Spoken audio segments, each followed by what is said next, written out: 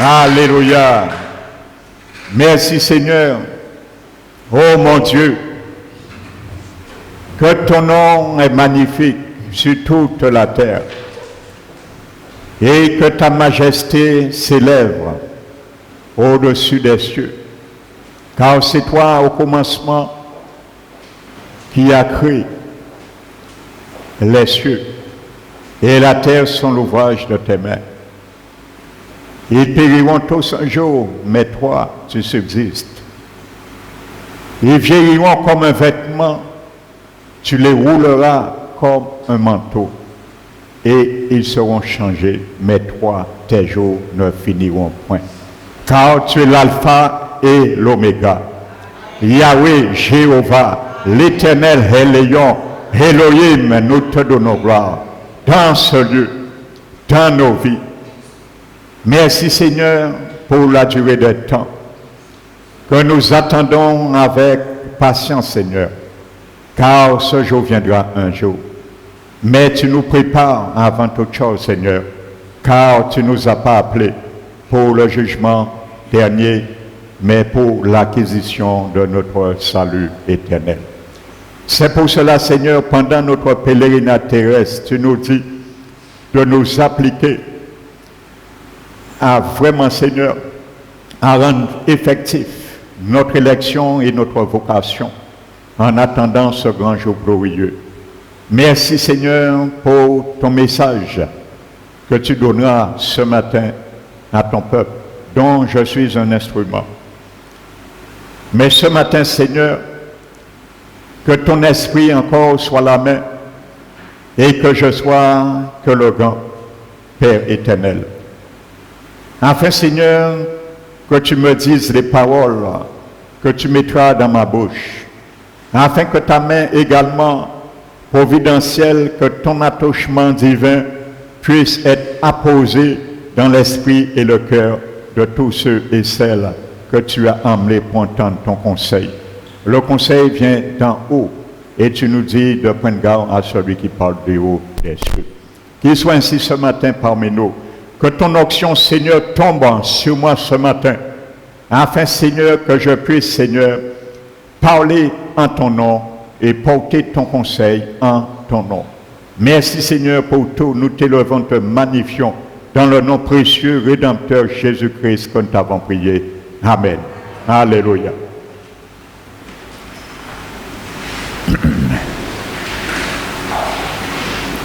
Asseyez-vous, frères et sœurs. Amen.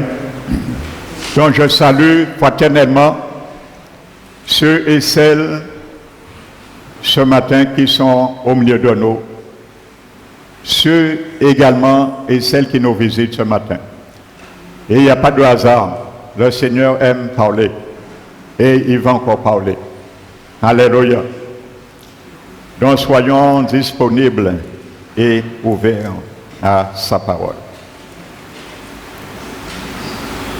Amen.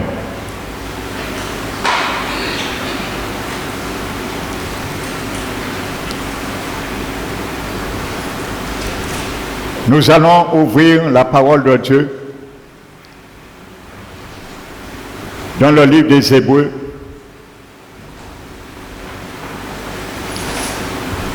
et le verset 14. Hébreux chapitre 12, verset 14. Amen. Le Seigneur parle à toi et à moi ce matin. Amen. Recherchez la paix avec tous et la sanctification, sans laquelle personne ne verra le Seigneur. Amen. Nous l'avons chanté. La sainteté convient à ta demeure et la justice est la base de ton trône. Amen. Donc nous savons la sanctification, qu'est-ce que c'est? Je vous apprends rien. c'est de nous mettre à part chaque fois que Dieu nous le demande. De mettre à part une situation dans nos vies chaque fois que le Seigneur nous le demande. Alléluia. Veillez à ce que personne ne se prive de la grâce de Dieu. Qui doit veiller à cela? Le pasteur Emmanuel? Non. Toi et moi. Ce n'est pas le pasteur qui doit veiller à cela, comme on le pense bien souvent. Parce que les yeux du pasteur n'est pas partout. Et ce que le pasteur ne voit pas, tu dois le voir. Alléluia. Amen. Veillez à ce que personne ne se prive de la grâce de Dieu. À ce qu'aucune racine d'amertume poussant des rejetons ne produise du trouble et que plusieurs soient infectés. Pas affectés. Il y a une différence entre affecté et infecté. C'est une maladie. C'est un poison. Ça infecte. Ça n'affecte pas seulement, mais ça infecte. Ça se contamine. Ça se dégénère. Ah, il faut veiller à cela. Amen. Mais aujourd'hui, il y a tellement d'hypocrisie dans le corps du Christ. On voit ces choses, on voit ces plaies, on voit parfois ce plaie se dégénérer. On ne dit rien. Mais la responsabilité devant Dieu incombe à chacun de nous. Alléluia. Amen. Donc le Seigneur veut, frères et sœurs, que l'Église n'est pas le pasteur seulement, n'est pas les leaders seulement, mais est constituée de tous les membres. Amen. Et si le corps doit être en bonne santé, il faut que tous les membres soient en bonne santé. C'est pour cela la parole de Dieu nous dit, lorsqu'un membre souffre, le corps souffre. C'est normal. Parce que si je donne à mon pouce un coup de marteau, je ressens ce mal non seulement sur mon pouce, seulement, mais dans mon cerveau. Et tout le corps souffre. Ça se répercute sur tout le corps. Amen. Et il dit aussi, si un membre se réjouit dans la joie, tout le corps aussi. Donc, le Seigneur parle de l'unité. Amen, du corps de Christ. Amen. Alléluia. Nous allons ouvrir la parole de Dieu pour bien comprendre cela. Avant d'entrer vraiment dans le menu.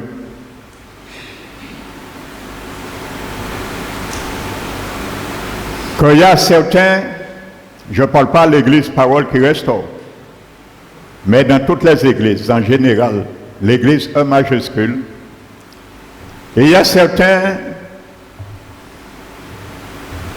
au lieu de construire ensemble, ils démolissent l'œuvre du Seigneur. Donc c'est sur ça que je vais parler ce matin. Amen. Et j'espère de tout cœur qu'aucun parmi nous ne soit dans ce rang de démolisseur. Afin que si tu te rends compte, après l'analyse de la parole, que tu puisses vite m'en sortir, avant qu'il soit trop tard. Parce que n'oubliez pas, le Seigneur a dit qu'il détruit celui qui détruit son temple, son église. Alléluia. Amen. Nous sommes dans les derniers temps pour que le peuple comprenne ça. Parce qu'on parle d'une manière ou d'une autre, on ne prend égard. Que nous prenons égard ce matin. Prenons le livre de Éphésiens, le chapitre 4. Alléluia.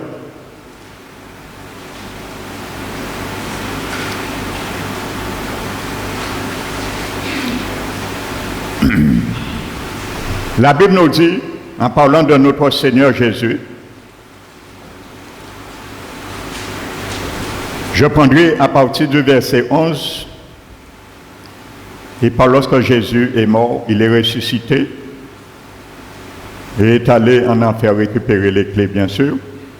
Il a été libéré, les captifs, ce sont les saints qui étaient dans le sein d'Abraham.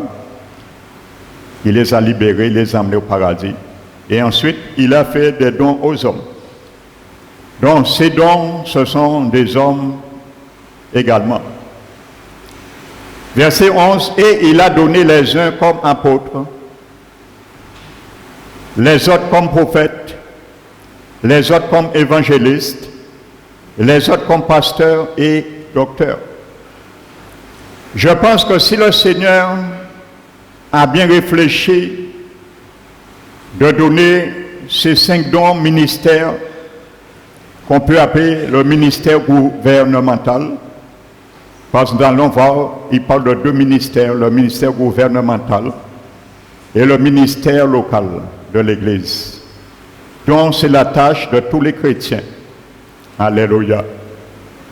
Et les deux doivent converger vers le même but et le même objectif.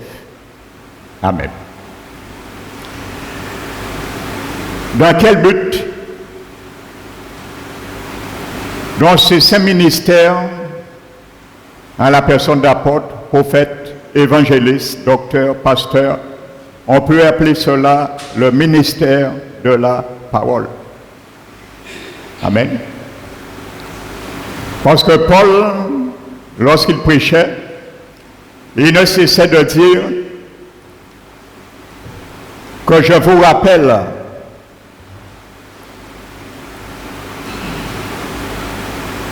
ce que vous avez entendu, reçu, appris et vu de moi. Pratiquez-les et le Dieu de gloire sera avec vous. Pratiquez-les. Amen. Donc, un apôtre édifie, implante par la parole. Un prophète de même, un docteur, un pasteur, un évangéliste. C'est la parole. Alléluia. Mais dans quel but? Pour le perfectionnement, amen, des saints en vue de l'œuvre du ministère. Amen. Ministère veut dire service. Hein? Parce que bien souvent, on prend ce mot tellement grandiose. Ministère en grec veut dire service. Amen. Tout service, c'est un ministère. Donc c'est ça que ça veut dire, service. En vue de l'œuvre du ministère et de l'édification du corps de Christ.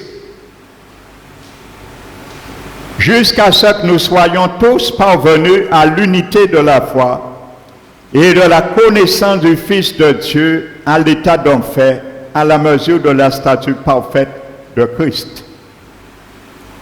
Amen.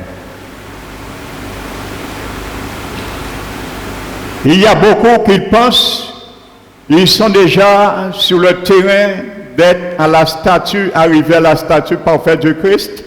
Or, ils ne passent pas par la perfection. Mais il y a un ordre. Vous voyez bien, nous allons bien lire l'ordre. Parce que je viens sur un terrain ce matin avec vous. Amen. On aime trop inverser les choses de Dieu. Marcher à contresens dans l'ordre établi de Dieu. Pour le perfectionnement. Premièrement.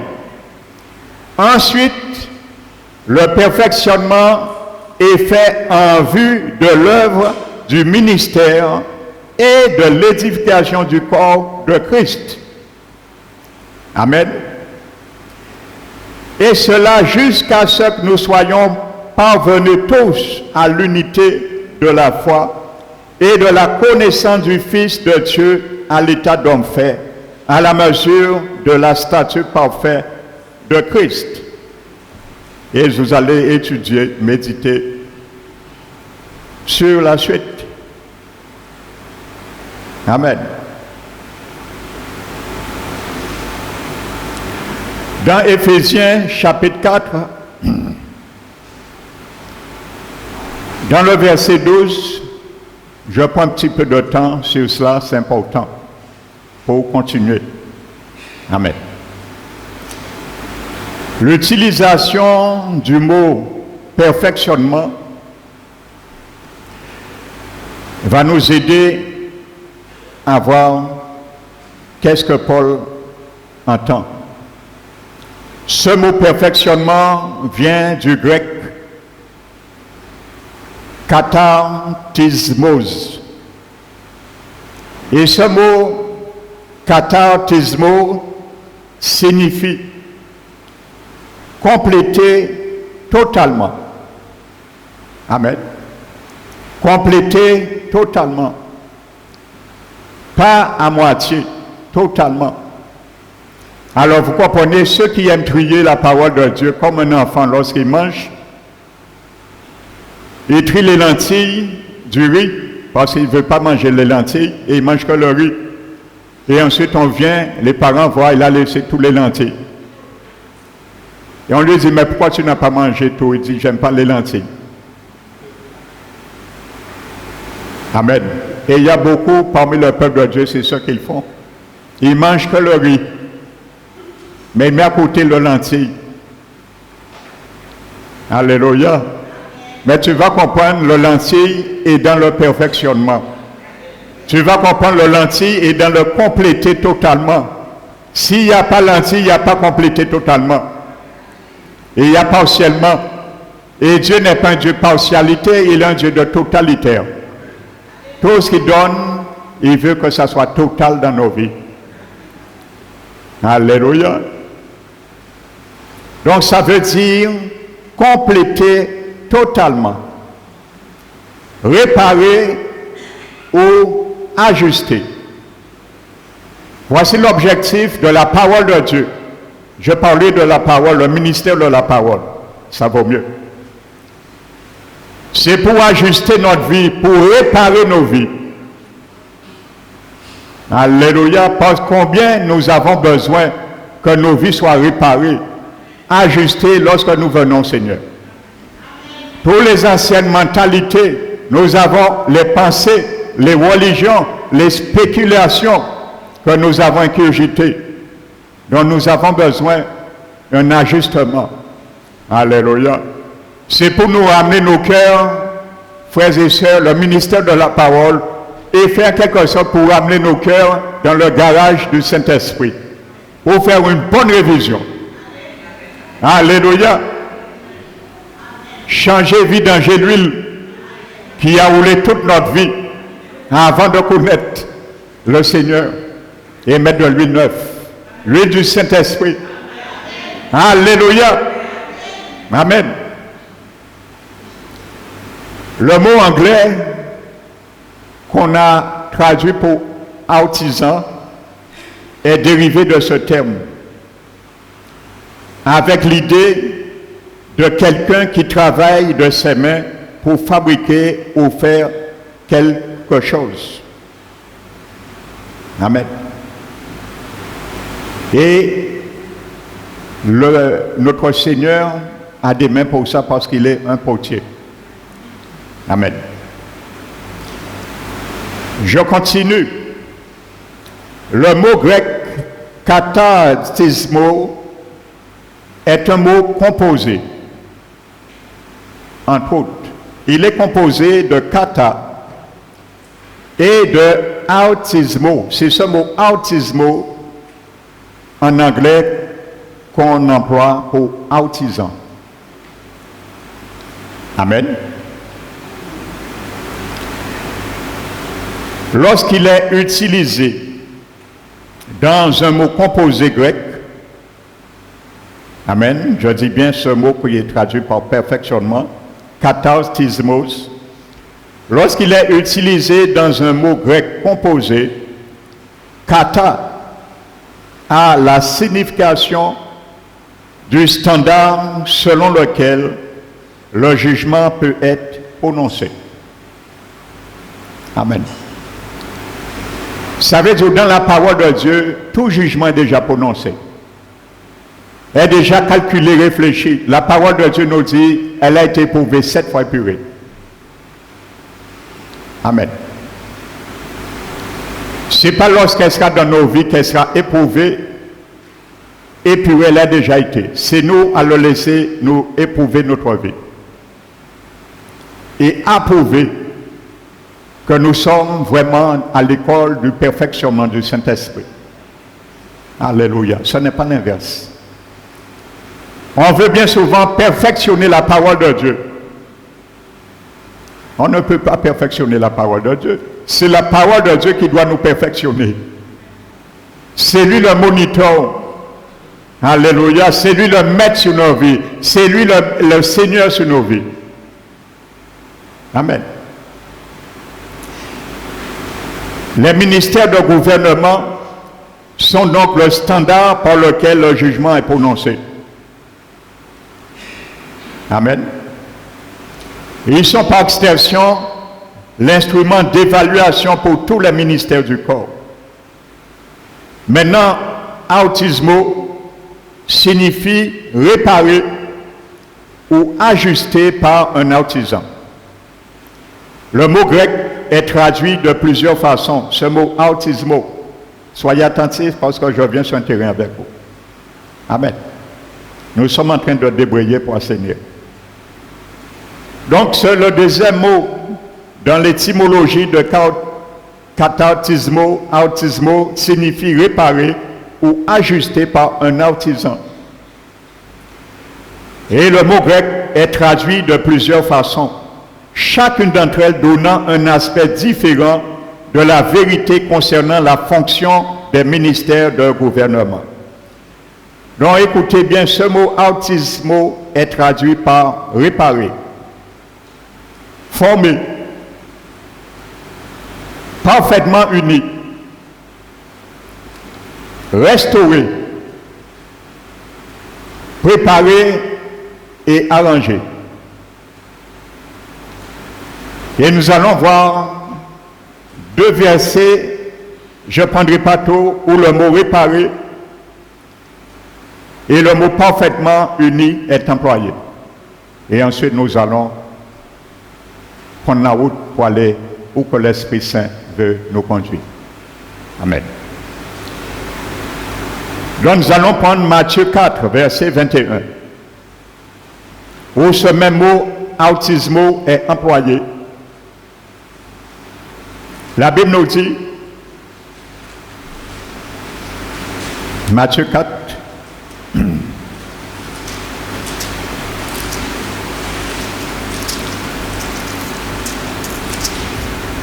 et le verset 21. De là, étant allé plus loin, Jésus vit deux autres frères, Jacques, fils de Zébédée, et Jean, son frère, qui étaient dans une barque avec Zébédée, leur père, et qui préparaient leur filet. Dans ce mot, dans le grec, c'est le mot autismo. Amen. Qui a le sens parmi les définitions, nous avons vu réparer. Donc, qu'est-ce qu'il faisait? Il réparait, il réajustait les anciennes cordages qui étaient fragilisés et ils ajoutaient des cordages nouvelles, neufs, et ils réparaient leur filet. Amen. Donc le filet, c'est l'œuvre. Le filet, c'est le ministère de chaque chrétien, l'Église. Amen. Donc la Bible nous montre, frères et sœurs, qu'il y a certains, au lieu de réparer le filet, amener ce qui doit être amené pour l'utilité commune, pour relever l'œuvre, pour relever l'Église, pour réparer les lacunes. Et il y a ceux, nous allons voir, ils continuent à déchirer le filet. Les anciens cordages, c'est les faiblesses de l'œuvre. Les anciens cordages, c'est la faiblesse du ministère de l'Église, le poids. Amen. Et il y a parfois une Église porte un poids. Et bien souvent, le filet se déchire. Et la Bible nous dit, c'est à chacun de nous à veiller à cela. Alléluia. Que chacun veille, que personne ne soit privé de la grâce de Dieu. Amen. Donc c'est nous à tisser les cordes nouvelles, c'est la force de l'Église, du ministère. Amen. Mais s'il n'y a pas de cordon, de cordage nouvelle, qu'est-ce qui restera? La fragilité. Et si le filet n'est pas réparé, les poissons iront où? Ils sont sortis. Et l'œuvre va stagner. Le ministère va stagner. Parce qu'il n'y aura rien et il n'y aura pas d'avancement, quoi que ce soit. Amen. Donc voici une image excellente que le Seigneur nous décrit. Amen. Est-ce que ce matin, tu es un des fils de Zébédée? Est-ce que je suis un fils de Zébédée?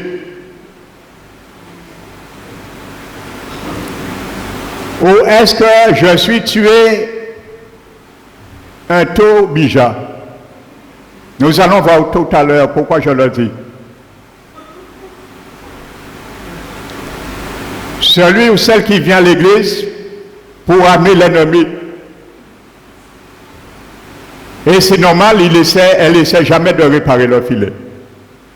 Parce qu'ils ont bien souvent un objectif déjà, en amont. Amen. Alléluia. Je vais vous montrer un homme dans la Bible, il s'appelle Dieu est bon. Le nom d'un homme. Alléluia. Vous savez, le Seigneur a de l'humour dans sa parole. Le nom d'un homme, il s'appelle Dieu est bon. Et vous allez voir qu'est-ce qu'il a fait. Et c'est pour nous montrer spirituellement. Je parle à des hommes et des femmes spirituelles qui comprennent le langage spirituel. Alléluia. Le message est spirituel. Alléluia. Et bien souvent, c'est un peu le slogan des chrétiens. Dieu est bon. Nous pouvons faire ça, nous voulons. Mais vous allez voir, effectivement, il s'appelle Dieu est bon. Mais bon Dieu montre quelque part un bonbon. Alléluia. Si tu dois changer, non après, il t'a changé à la mairie, porter Dieu n'est pas un bonbon. Nous allons le voir. Débrouillons le chemin, le terrain avant, nous allons enseigner tout à l'heure. Amen. Donc Jacques et Jean prenaient les cordes brisées, ils les réunissaient à nouveau avec des cordes solides pour réparer leur filet. Voici ce que Dieu nous demande. Et le ministère est fait pour cela, de la parole, pour le perfectionnement. Parce que ce mot est tiré dans le mot grec, perfectionnement. Amen. La parole est faite pour nous apprendre à tisser avec la force de l'Église que nous apportons, chacun individuellement, collectivement, à la faiblesse de l'Église, pour relever le défi et continuer, et que l'œuvre du Seigneur se fasse. Amen. Ils réparaient, ils ajustaient et équipaient le filet pour qu'il puisse être utile à la pêche. L'Église a un objectif aussi, c'est pour pêcher des âmes. Parce que Dieu a fait d'eux des pêcheurs d'hommes. Amen. Ce qu'ils faisaient dans le domaine naturel était prophétique de ce qu'ils étaient destinés à faire dans le domaine spirituel, réparer l'Église. Alléluia. Et les cordages qui avaient été rompus par la pression du travail devaient être réparés. Amen. Vous savez quelque chose que les fils de Zébédée ne faisaient pas? Ils ne plongeaient pas dans l'eau pour faire le travail du filet et attraper des poissons. C'est bien pour ça qu'ils réparaient le filet. Parce qu'ils ne pouvaient pas faire le travail du filet. Et il y a beaucoup, ils pensent faire le travail du filet et ils échouent. Tu ne peux pas faire le travail du filet. Il faut le réparer. Amen. Et il y a beaucoup qui pensent faire l'œuvre du Seigneur. Ils sont là. Mais au lieu de réparer le filet, ils le laissent déchirer et ils essaient de faire ce que le filet devait faire. Tu ne peux pas faire le travail du filet. Tu ne peux pas faire à la place du filet ce que le filet doit faire. Amen. Et le premier indice pour que tu sois un bon artisan de réparateur des brèches et non un démolisseur des brèches, il faut premièrement le filet de nos cœurs soit déjà réparé. Parce que si le filet de nos cœurs n'est pas réparé, nous allons essayer de faire le travail en dehors du filet de nos cœurs. Et nous allons le faire avec amertume, avec gémissement, avec tout ce qu'on peut dire, mais pas avec un cœur vrai. Amen. Il faut passer à Gilgal, comme j'aime le dire avant, pour rouler l'opprobre qui est dans nos cœurs premièrement, pour être prêt. Alléluia. Donc sachez, frères et sœurs, on ne peut pas faire le travail à la place de filet. Tu ne peux pas faire le travail à la place du perfectionnement dont le ministère de ta parole est fait pour. Amen. Ça n'existe pas dans le corps du Christ. Et il y a un ordre. Et il y a beaucoup parmi le peuple de Dieu. Ils critiquent leur propre église locale. Pas dit pasteur Maniel dit que c'est parole qui restaure.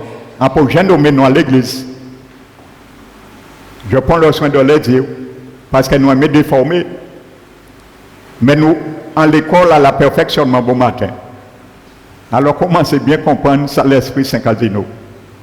Amen. Alléluia. Il y a beaucoup qui disent, on ne voit pas la progression de l'œuvre. Mais pourquoi l'œuvre ne progresse pas? C'est parce que le filet est déchiré. Et qu'est-ce que tu fais pour coudre le filet? Où est le cordon neuf que tu apportes? Alléluia, je te réponds ce matin à ta question, à ton interrogation. Où est le cordage neuf que tu apportes pour nouer avec la faiblesse, le poids du ministère? Parce que ça porte un poids parfois. Qu'est-ce que toi? Où est ta contribution?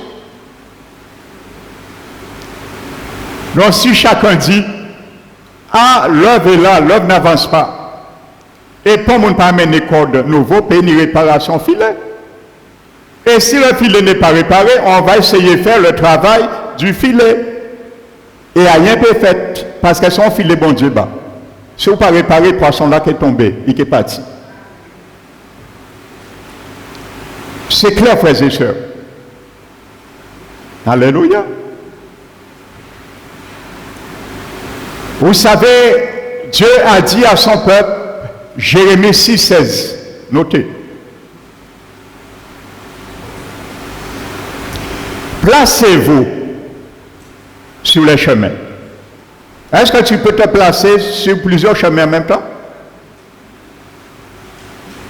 Est-ce que Dieu a perdu le bon sens?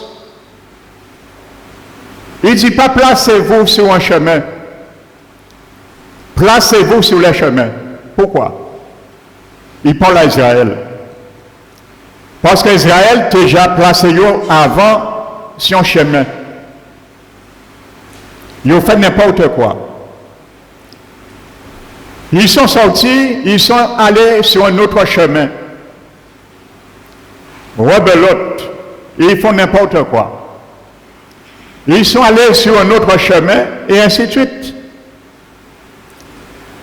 Maintenant, le Seigneur leur dit, placez-vous sur les chemins et regardez. Amen.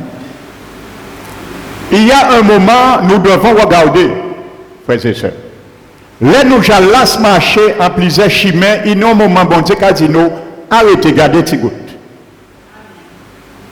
Regardez.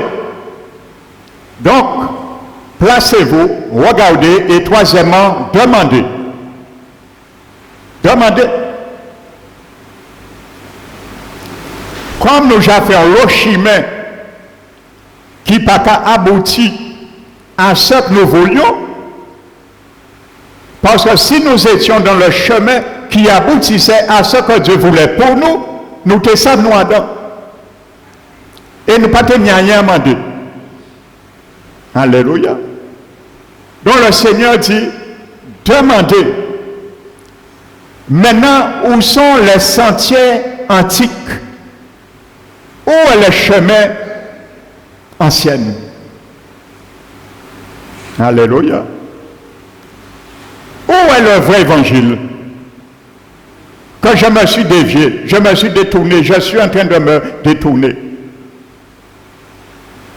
Où est la vraie sainteté de Dieu? Que je me suis égaré. Ainsi de suite.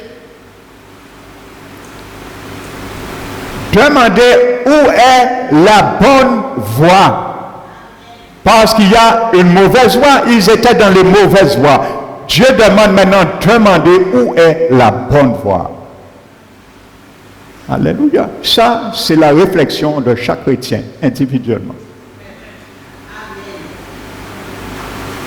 Où est la bonne voie? Bien sinon bonne voie. J'ai garé 10 fois. Mais est-ce que c'est 10 églises qui ont un problème? Mais non, mais c'est moi qui n'ai un problème.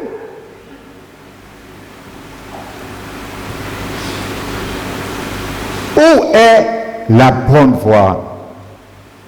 Quatrièmement, marchez-y. Marchez-y. L'autre veille, marchez en l'air, hériter en l'air. Amen. Hébreu nous dit, fortifiez vos mains languissantes et vos genoux et affaiblis. De peur de ce qui a été boiteuse ne peut point dévier, mais se raffermissent.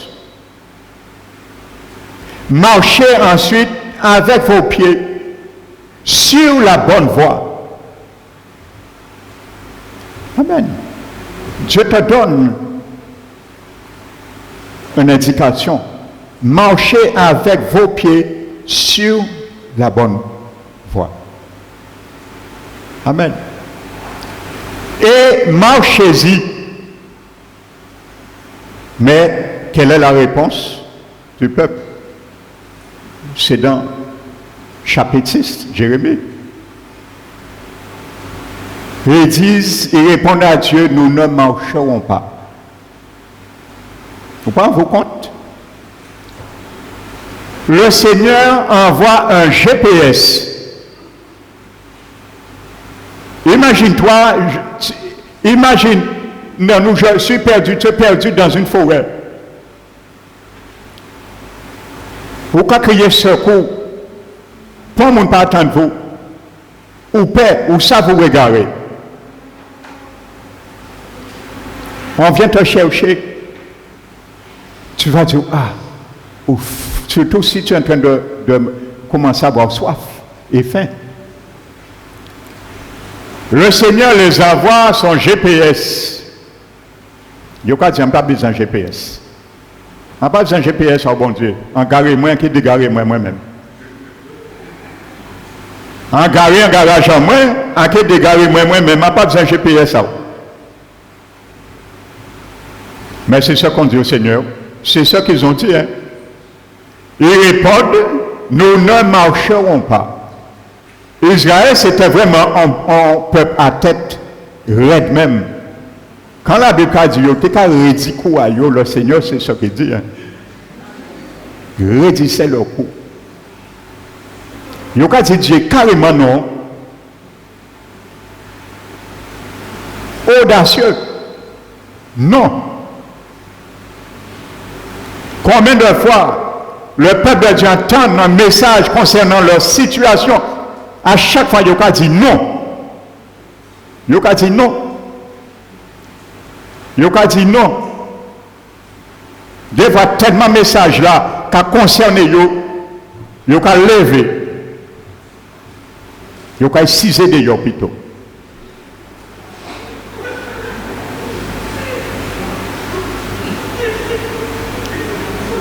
Ça, c'est non, un vrai non. Pas rien de yo, hein. Mais yo j'ai dit bon Dieu non.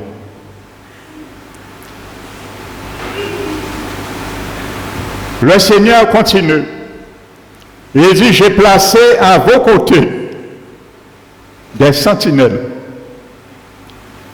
Les 5 ministères, ce sont des sentinelles. Le ministère de la parole, c'est un sentinelle. Vous savez, le devoir, l'office d'un sentinelle. Prenez garde au son de la trompette, parce qu'ils sont là pour sonner la trompette lorsque l'ange vient. J'ai placé à vos côtés des sentinelles. Soyez attentifs au son de la trompette. Ils disent à l'Éternel, nous ne serons pas attentifs. Nous n'avons pas besoin de trompette. Au pays, on est toute trompette, nous ne pouvons pas boucher les oreilles. Le peuple de Dieu, Israël, qui répond à Dieu. Eh bien, Dieu dit, bon, ok, nous ne pouvons pas faire biter après ça. Ils ont vérité avec moi. Et il dit maintenant, voici ce que je vais faire maintenant. Nation, assemblée des peuples, je vais faire venir contre vous un malheur. Et Dieu donne la définition de ce malheur.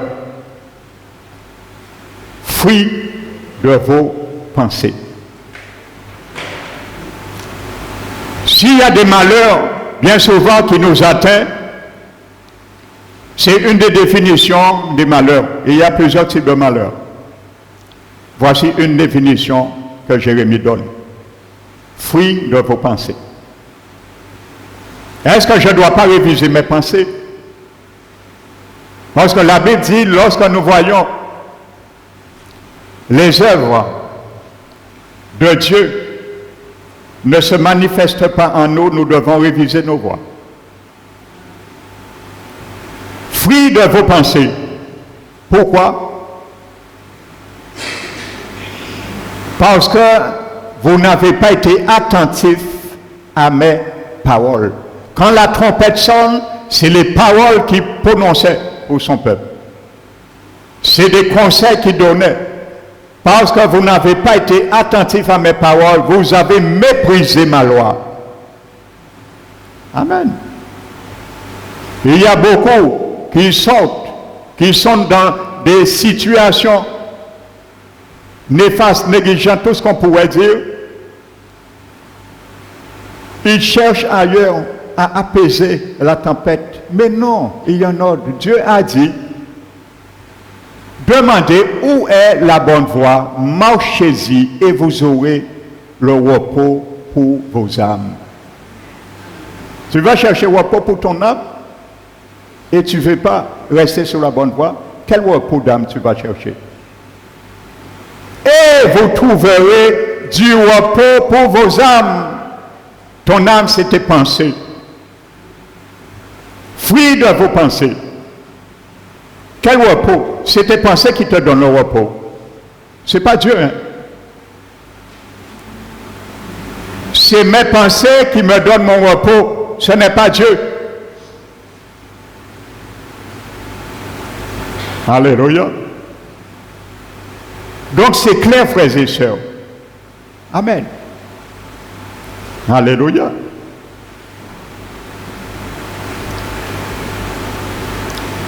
Maintenant, je disais que ce mot autismo veut dire aussi parfaitement uni.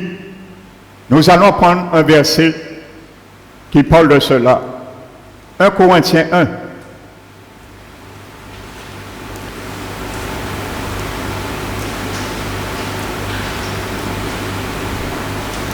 « 1 Corinthiens chapitre 1, verset 10.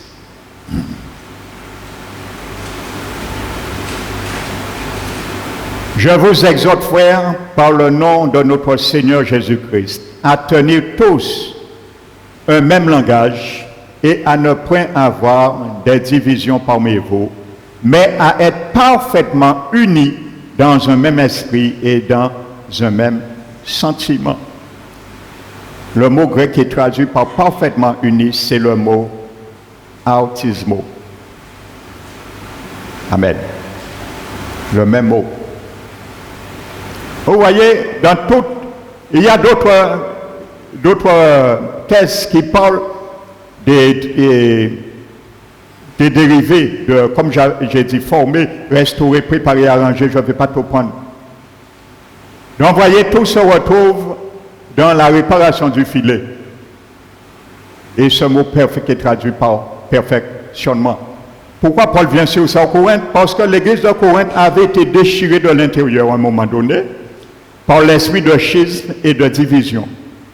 C'est pour ça que Paul dit cela. Paul a dit maintenant, ils ont déchiré le filet là, réparé maintenant. Amen.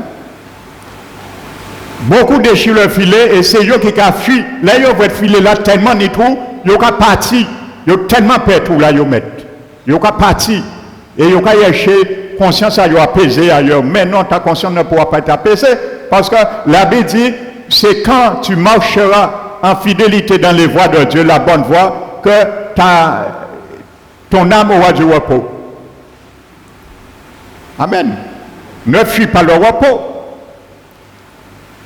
Parce que si tu essaies de fuir le repos en pensant trouver le repos, tu vas amener un Jonas chez toi, dans ta situation.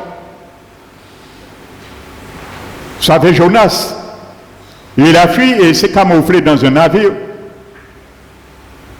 Et c'est un homme intrépide. Il est dans la paix. Hein? Il était qu'à dormir tranquillement. Et tu comprendras que tu es dans le repos. Mais il y a un homme intrépide qui sera dans ta situation, dans ton âme, il dort tranquillement. Si tu ne l'interpelles pas, tu ne le réveilles pas, tu ne seras jamais séduit. Il fallait réveiller Jonas. Pour te savoir qui menait malheur. Alors, il y a un qui va amener aussi quelqu'un intrépide, tranquillement. Et le jour où tu vas te réveiller, tu vas le réveiller aussi. Et tu sauras que c'est lui qui prenait le repos de ton âme.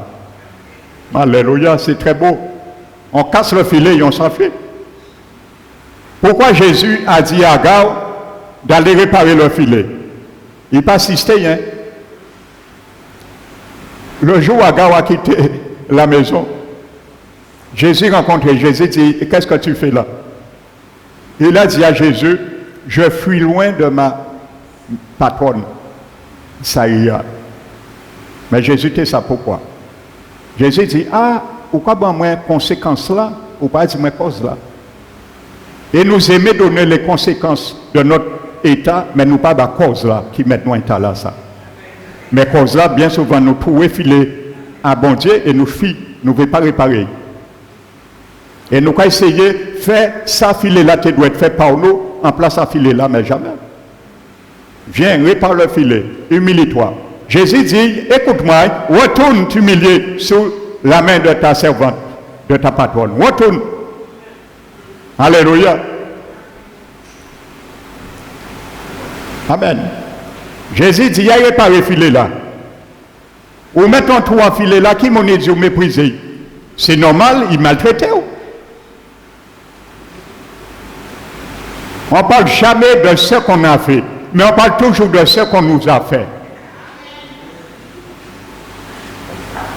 Et sur le terrain, je reviens tout à l'heure avec vous, c'est sur ce terrain-là. Parce que là, bien souvent, l'église n'a pas ça va rien. Parce qu'il y a des réseaux qui se sont installés. Ils ont qu'à contrôler tout le butin, ils ont qu'à superviser tout le butin. Parce que là, pas au courant rien. Mais c'est là les dégâts qui fait, parce que là, qu'il y a une salle. Alléluia. Amen.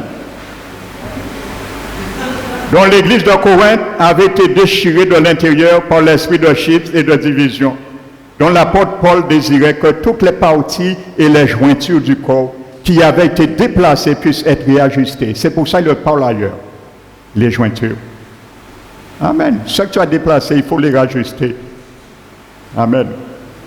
L'église du Seigneur, c'est une clinique. Et qu'apprendre à mettre les jointures, là, il y a des déhanchés, mettre en place. Mais ça se fait avec chacune. Amen. Paul voulait qu'une réparation prenne place dans le corps afin qu'il puisse fonctionner avec une pleine coordination. Amen. C'est ce que Dieu veut. Frères et sœurs. Amen.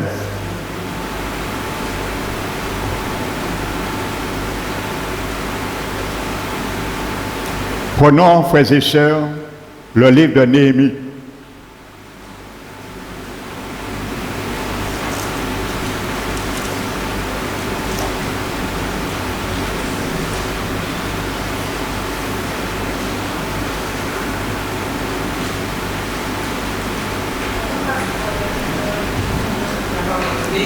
Néhémie chapitre 2.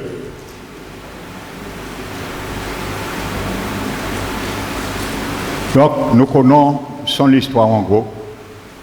Vous savez, il y a tellement d'enseignements, de messages sur le livre de Néhémie.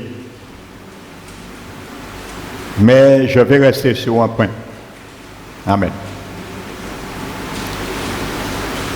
Donc, c'est la muraille Jérusalem qui a été détruite. Et il y a un édit de reconstruction. Amen. La parole de Dieu nous dit au chapitre 2.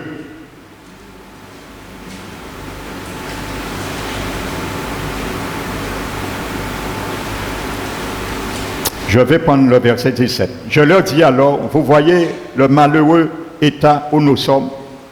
Jérusalem est détruite et ses portes sont consumées par le feu. Venez, rebâtissons la muraille de Jérusalem et nous ne serons plus dans l'opprobre. Et je leur racontai comment la bonne main de mon Dieu avait été sur moi et quelles paroles du roi m'avaient adressées. J'ai dit, levons-nous et bâtissons. Voici ce défi que nous devons dire. Quand il y a quelque chose qui ne va pas, levons-nous et bâtissons ensemble. Amen.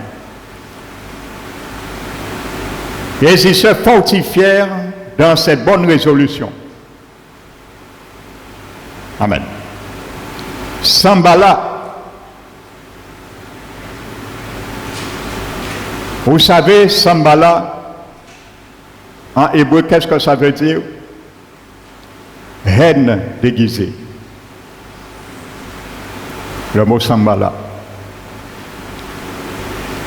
Et vous savez, frères et sœurs,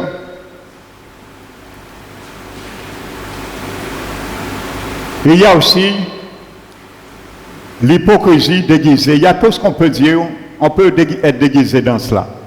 Et venir aussi, vous allez voir, il y avait certains qui se sont déguisés dans ces constructions. Amen. Ils étaient en train de reconstruire, de relever la maison de l'Éternel. Amen. Et il y avait certains, ils étaient venus, mais ils n'étaient pas venus pour relever la maison, mais pour détruire. Amen. Et vous allez comprendre les subterfuges de l'adversaire, comment il l'utilise. Sachez, le diable ne pourra jamais toucher l'Église d'une manière directe. Il ne peut pas. Mais la manière qu'il pourra, il va utiliser les chrétiens de l'Église. Parce qu'il faut que les chrétiens lui donnent droit. Amen. Et Satan connaît l'éthique de Dieu peut-être mieux que nous, qui sont ses enfants, et que nous avons son Esprit Saint. Si vous regardez l'histoire d'un Nombre,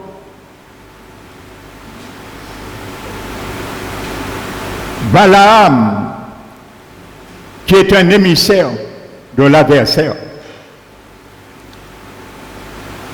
il était conscient qu'on ne peut pas toucher le peuple de Dieu quand le peuple de Dieu est dans sa justice. Il a dit, il ne peut pas toucher le peuple de Dieu.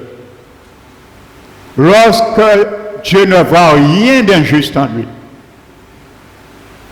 Mais là, il a échafaudé un plan pour toucher le peuple de Dieu. Et il a réussi. Parce qu'il connaissait qui est Dieu. Il connaissait la sainteté de Dieu. Et Dieu pas rigolé en sainteté. Parce que le premier monde, il était châtié par rapport à la sainteté à Dieu, c'est lui-même. Alors ils sont témoins, ils savent qui m'ont dit bon Dieu. Dieu ne joue pas avec sa sainteté. La Bible dit les yeux de Dieu sont trop peu pour voir regarder le mal. Et il a dit à Balak qui voulait maudire le peuple, il faut trouver un moyen. Donc, j'ai un plan. Je vais faire sortir le peuple Israël dans la justice de Dieu.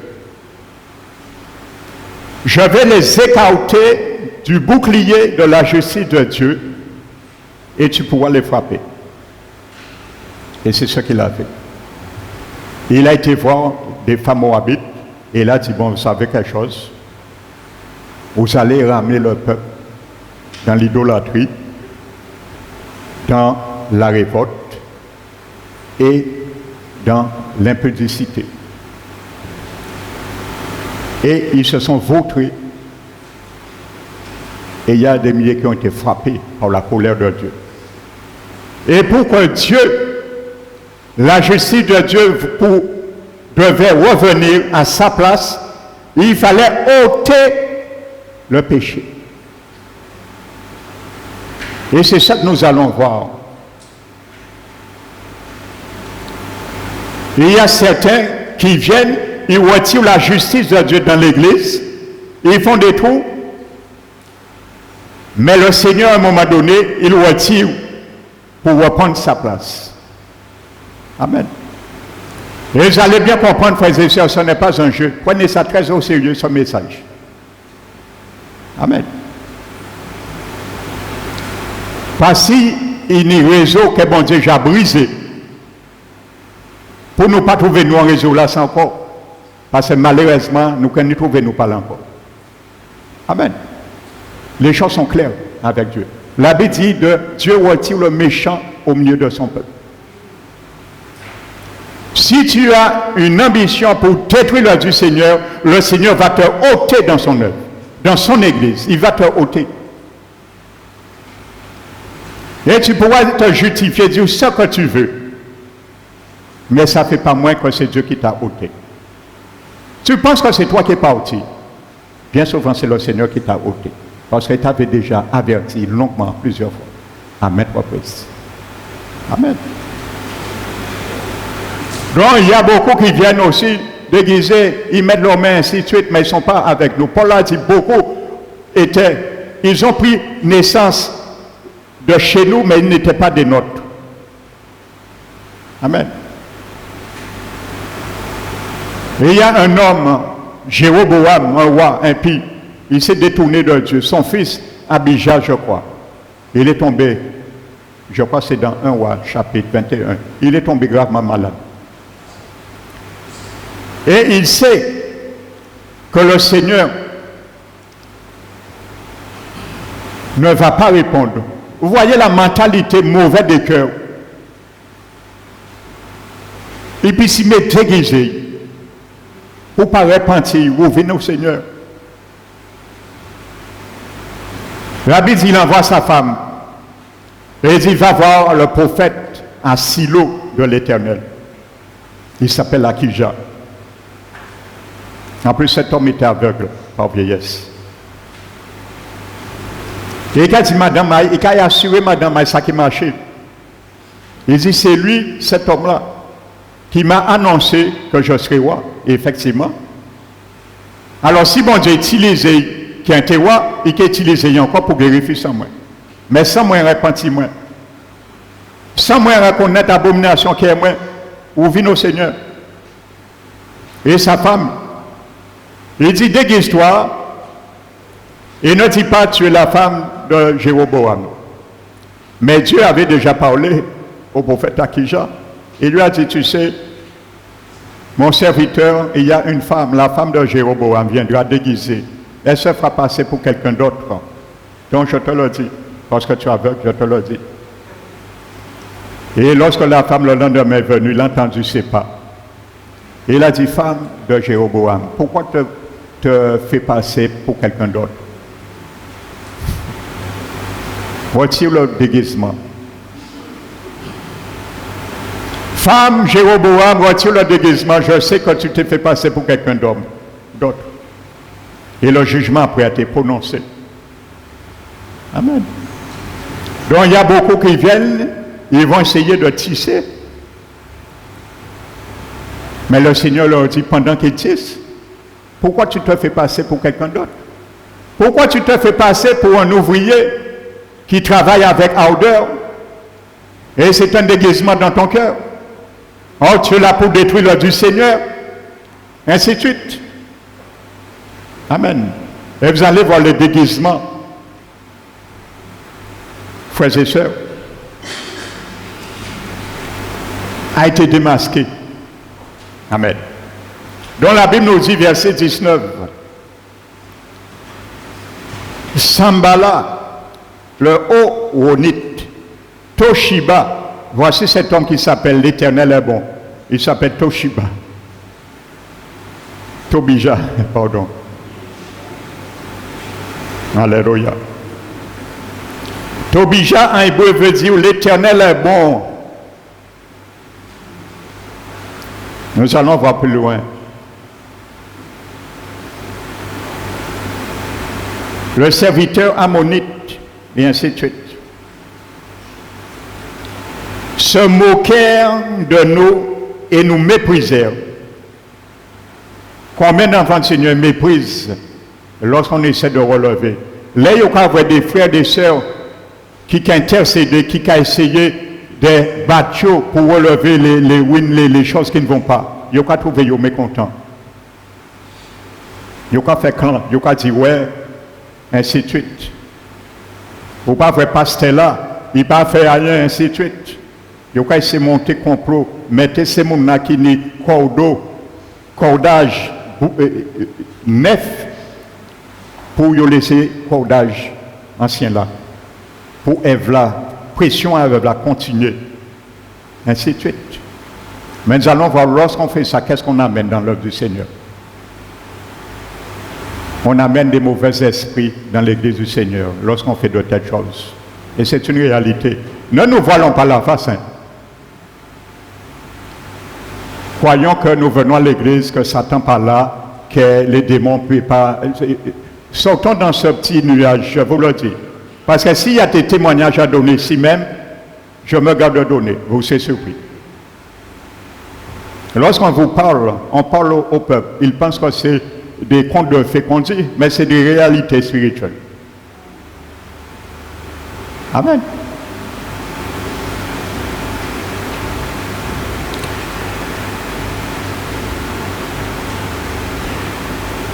Je continue. Donc ils méprisèrent, ils sont mécontents. Donc ce sont des ennemis de l'Éternel, des ennemis de la reconstruction. J'ai dit, que faites-vous là? Vous révoltez-vous contre le roi?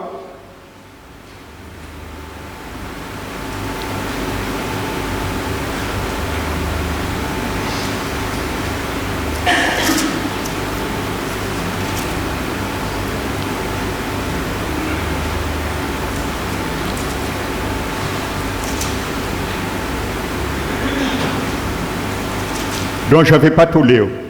Maintenant, prenons le chapitre 3, frères et sœurs. Et là, soyons attentifs.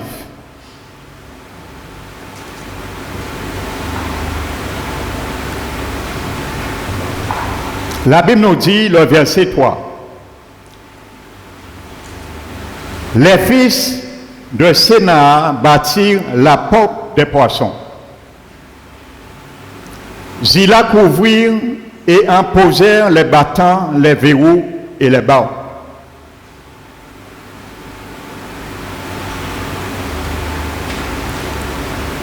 Amen. Trois choses. Néhémie était le grand architecte. C'est lui qui a donné ses prescriptions et il a tout donné comme matériel. Il ne manquait rien. Amen. Verset 7. Verset 6. Jojada, fils de Passéach, et Meshulam, fils de Bézodia, réparèrent la vieille porte. Ils la couvrirent et imposèrent les battants, les verrous et les barres. Battants, verrous, barres. Alléluia. Verset 13. Hanum et les habitants de Zanoach réparèrent la porte de la vallée. Ils la bâtirent et imposèrent les battants, les verrous et les barres. Battants, verrous et barres. Amen. Verset 14. Malkija, fils de Rekab, chef de district de Beth Hakerem, répara la porte du fumier et la bâtit, imposa les battants, les verrous et les barres. Battants, verrous et barres. Verset 15. Shalom, fils de Kol-Hosé, chef du district de Bitzapa, répara la porte de la source. Il la bâtit, la couvrit et imposa les battants, les verrous et les barres.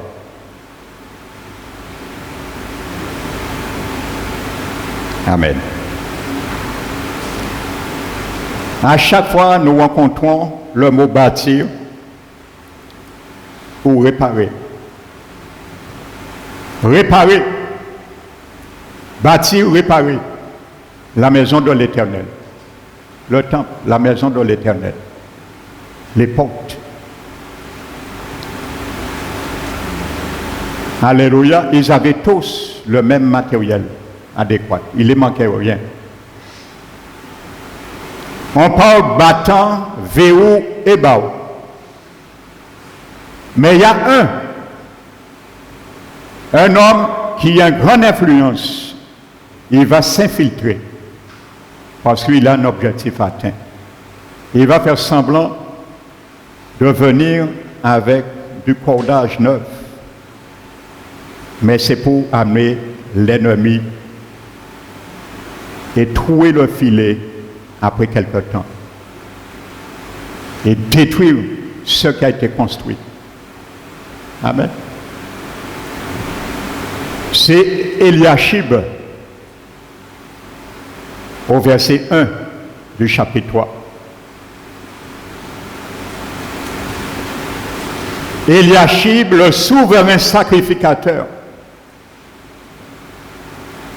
se leva avec ses frères, les sacrificateurs, et y bâtirent la porte des brebis. Kanemi Bayo, pour construire, relever, bâtir chaque porte, réparer chaque porte.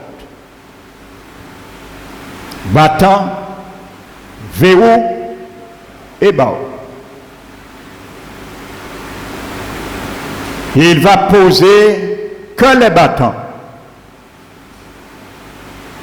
Et il va mettre les verrous et les barres dans un endroit. Parce qu'il a une idée dans la tête. Il va faire rentrer les ennemis. Et c'est ce qui arrive dans les derniers temps. Vous savez, il y a des chrétiens qui disent, oui, mais dans l'église là, ça, 10 ans là, on n'a pas avancé même.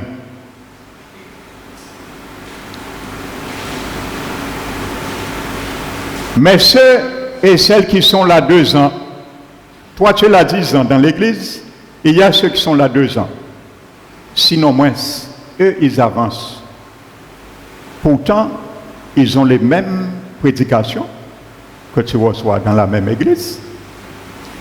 Ils ont les mêmes enseignements que tu reçois dans la même église.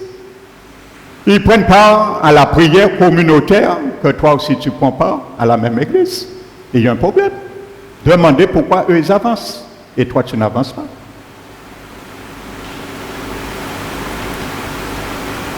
Je vais te poser la question, te répondre. Où as-tu mis les verrous et les barres qui t'empêchent d'avancer?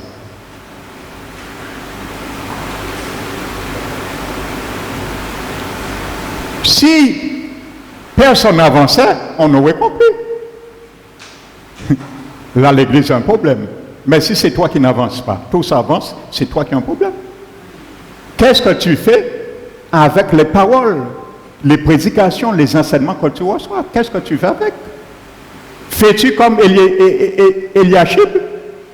Tu prends le verrou et les battants, tu les mets de côté, tu n'as pas besoin de ça.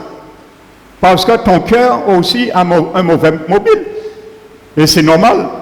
Bien souvent, on n'avance pas. Néhémie a tout donné. Il pète battant là, il pète verrou là, non, il pas pète lui. Nous allons voir ce qui était dans sa tête dimanche prochain. Alléluia. Et nous allons bien voir, comprendre cela, frères et sœurs. Quand tu viens, intentionnellement, on t'a déjà averti, tu connais la parole de Dieu, tu mets un trou dans l'église. Frères et sœurs, l'adversaire prend et il siège ce trou que tu as mis. Amen. Et c'est peut-être toi qui vas dire oui, mais pas comprendre. Les choses pas calmées, les choses perdues, mais c'est peut-être par rapport à toi, les choses perdues. Amen. Il fallait l'unité, et c'est l'unité qui a relevé. Et tous ceux qui étaient venus déguisés, ils ont été expulsés. Donc, à un moment donné, le Seigneur retire. Parce que lui, il lave son église. Jésus a dit, il purifie son église et la sanctifie par l'eau de sa parole. Ce n'est pas par la parole. La Bible est claire dans Éphésiens. Jésus sanctifie son église, la lave par l'eau de sa parole. La parole, c'est une eau. Si tu ne veux pas être lavé, alors le Seigneur lave son église. Alors que partir avec jet d'eau là, il va laver l'église. Nous ne devons pas, ne soyons pas des colporteurs de méchanceté ou de souillure. Parce que l'aide de loi Jésus qui est passé, nous qui prie. Il va laver l'église. Amen. Et plus que jamais, avec le respect que j'ai pour vous, c'est mon devoir. Parce qu'en j'ai trop vrai et trop tendre. C'est ma prière maintenant, je vous l'ai dit au début de l'année, nous prions pour cela. Nous dit Jésus, lavez l'église, parole qui reste sur lui-même. Et qu'il a fait, et j'ai fait, il a glorifié, et qui continue à faire. Parce que quand c'est le pasteur le fait, le pasteur là qui a fait, il a fait peut-être sentiment. Je vous l'ai dit, hein. Si c'est pasteur là qui a fait, qui prend balai là, et qui balayé, peut-être il qui fait sentiment, il qui met ses gouttes de poussière là, il peut jeter. Mais quand c'est Jésus, Jésus n'a pas fait sentiment, il a lavé. Et il lave son église. Amen. Afin que vous soyez avertis les plans de l'adversaire et savoir qui est votre frère et qui est votre soeur. Parce que tout le monde qui a dit frère, c'est pas vraiment frère, c'est. Alléluia. Et vous allez voir dimanche prochain, je m'arrête là aujourd'hui, je viens pendant ce dimanche prochain, que cet homme, Eliashib, il y a la liste de tous ceux qui ont travaillé pour la reconstruction. Leur sceau, ils ont apposé leur signature. Cet homme n'a pas mis sa signature. Alléluia.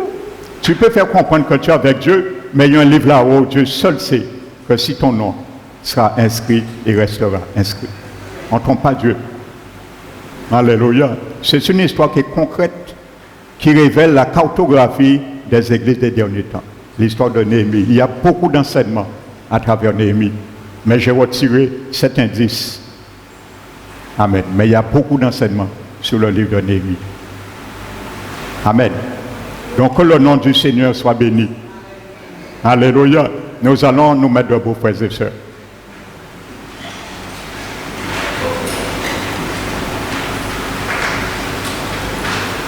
Nous allons fermer nos yeux.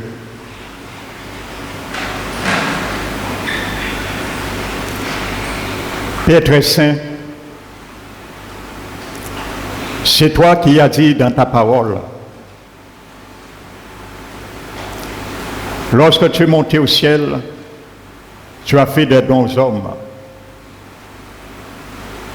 À travers les 5 ministères gouvernementaux, tu as dit c'est pour le perfectionnement des saints, en vue de l'œuvre du ministère et de l'édification de ton corps.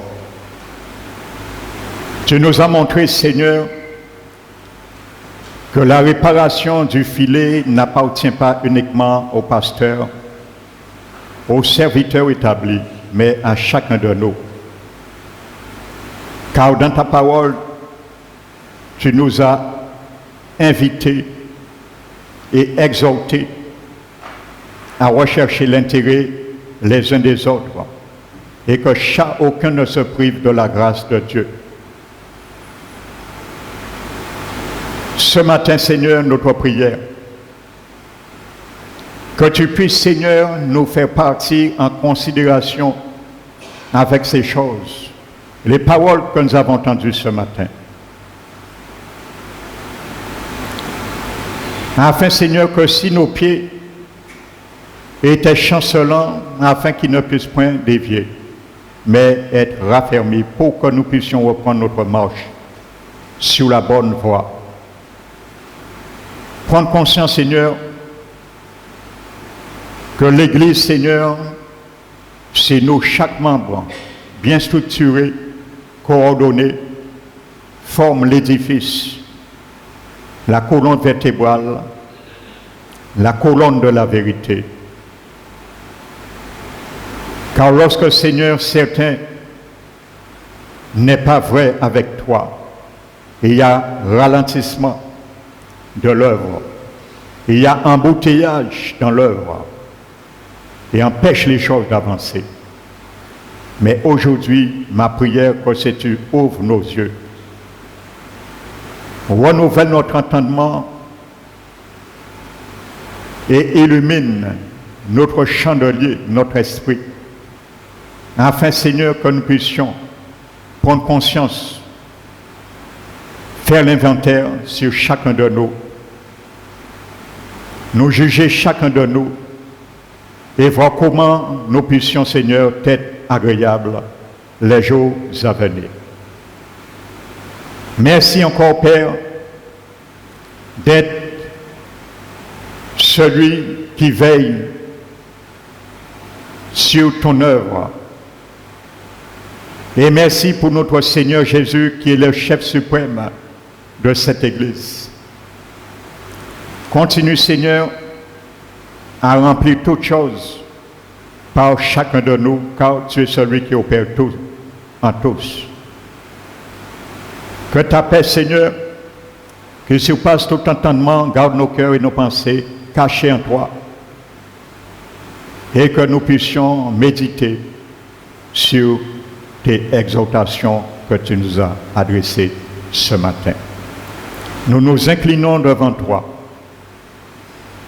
et nous te demandons pardon, Seigneur, pour toute part dans l'ignorance ou consciemment que nous avons assisté lorsqu'il devait et tu nous demandais de prendre part lorsque le filet devenant trop lourd avait de la pression et s'éclatait, afin que chacun de nous, d'un commun accord, nous puissions nous engager, nous investir, esprit, âme et corps, à réparer toute brèche, car c'est ce que tu veux, afin que l'ennemi ne puisse point prouver part à brécher quoi que ce soit. Fais de nous des réparateurs des brèches, car toi-même es le grand réparateur des brèches. C'est au nom de Jésus-Christ, nous te remercions, Père, et nous te glorifions. Amen. Nous allons bénir notre Seigneur maintenant.